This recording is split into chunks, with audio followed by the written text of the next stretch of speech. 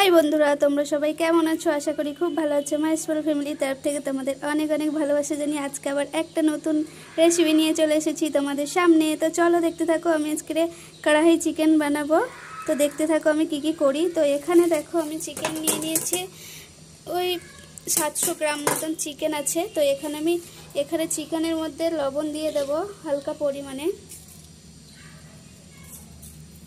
এটা ম্যারিনেশন করে রাখবো এখন 30 মিনিট মতন।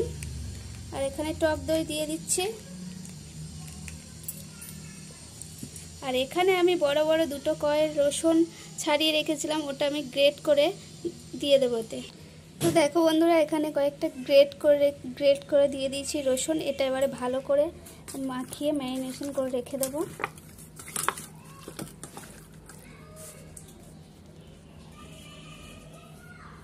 তো দেখো বন্ধুরা, এটা ম্যারিনেশন করে রেখে দেবো আমি এখন চাপা দিয়ে।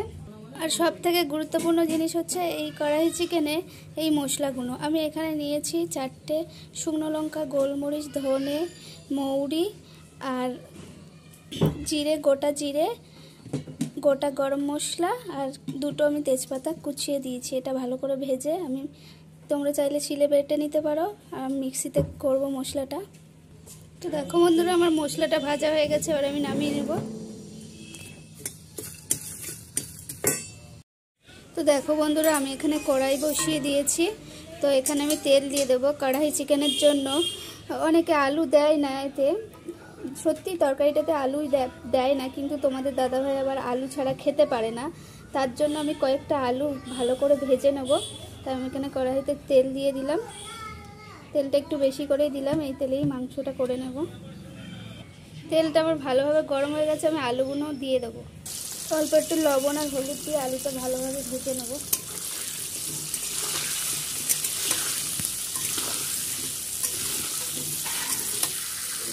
তো দেখো বন্ধুরা, আমার আলুটা লাল লাল করে ভেজে নিয়েছে, এবার এটাকে নামিয়ে নেব। তো দেখো বন্ধুরা, আমি এখানে কেটে রেখেছিলাম টমেটো, পেঁয়াজ, আর এখানে আমি আদা রসুন থিতো করে রেখেছি। আমি কিন্তু এটা মিক্স করিনি, আমি এটা থিতো করে রেখেছি শিলে। তো তোমরা থিতো করে নেবে।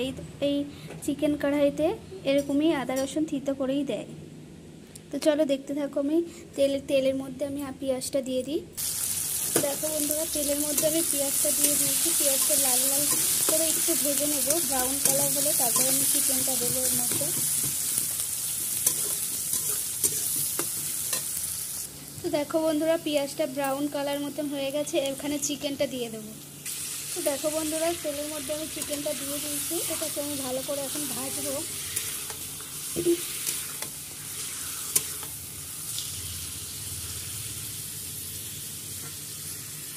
বন্ধুরা, আমি এখানে থেতে রাখা যে আদা রসুনগুলো রেখেছিলাম, এটা আমি চিকেনের মধ্যে দিয়ে দেব।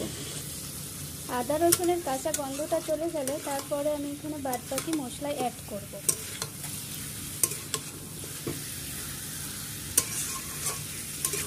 এটার জন্য কিন্তু অবশ্যই আদা রসুন বাটলে চলবে না, এটা আদা রসুনটা থেতো করে নিতে হবে। আগে তো আমি ম্যারিনেট করার সময় লবণ দিয়ে রেখেছিলাম, তার জন্য আমি বেশি লবণ দিলাম না, 1 টিস্পুন লবণ দিলাম।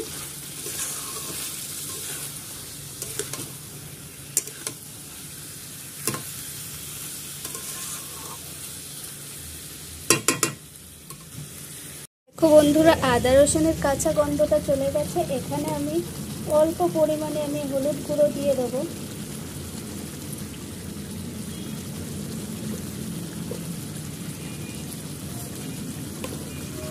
এখানে আমি অল্প পরিমাণে হলুদ গুঁড়ো দিয়েছি, 2 টিস্পুন মতন। আমি লঙ্কার গুঁড়ো দিয়েছি, আর যেখানে ভেজে রাখা মশলাটা যেটা বানিয়েছিলাম সেটাও আমি দিয়ে দেবো এখানে। মশলাটা না পুড়িয়ে ভালো করে নাড়াচাড়া করে তারপরে আমি টমেটোটা দেব। তো দেখো বন্ধুরা, কত সুন্দর একটা কালার এসেছে। আমি এর মধ্যে আলুগুলো অ্যাড করে দেবো। আলুগুলো তো 50% ভেজেছিলাম, বেশি ভাজা হয়নি, তার জন্য আমি আলুগুলো দিয়ে দেবো।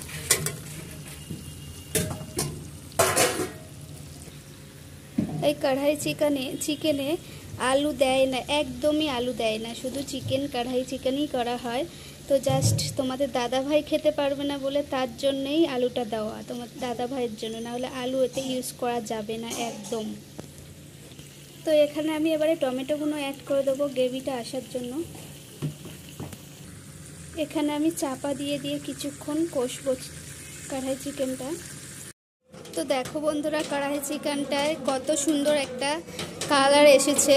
তো এখানে অল্প পরিমাণে, সামান্য পরিমাণে জল অ্যাড করে দেব। তো দেখো বন্ধুরা, আমার কড়াই চিকেন কমপ্লিট। এখানে তোমরা চাইলে ক্যাপসিকাম, পেঁয়াজ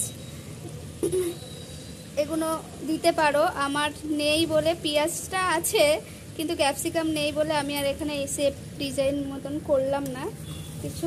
এই দেখো কত সুন্দর কালার এসেছে।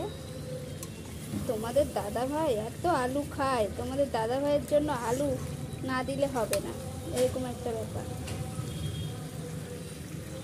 কমপ্লিট কড়াই চিকেন।